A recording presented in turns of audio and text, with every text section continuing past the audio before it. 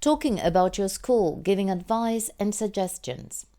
Links for further individual practice in the description section. Listen, read, and do the activities. I hope you'll find all these useful, but remember, this is of very little or no help at all without real interaction with your teacher and classmates. School facilities. Listen and make notes.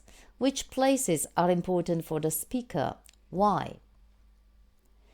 My school is small, so we have no library, which I think is essential in any learning environment. You can study there, do your research, and you can borrow the material you need for learning.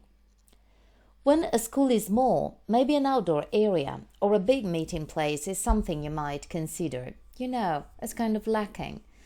You need to meet other students in an informal environment. If not an outdoor area, why not maybe a very big hall where you can share information and stuff in the morning?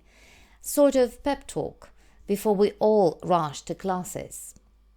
How do you study? The best way to study for me is sharing. I like sharing knowledge and information and discussing things with my classmates. But I know people who are more independent learners. They work pretty well with past papers, for example. They say studying with friends is distraction, especially when you have to prepare for exams or more in general, to focus on things that require more attention. I must say we all like pep talk and chatting in our free time, though.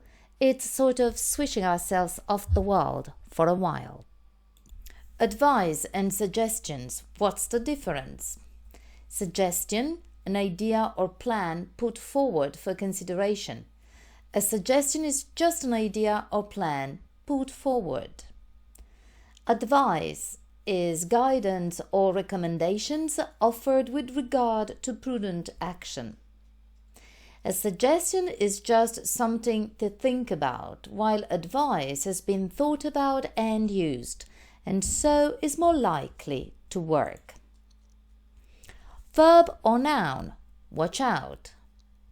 To advise is a verb, some advice is a noun, uncountable, but a piece of advice is a noun and it is countable.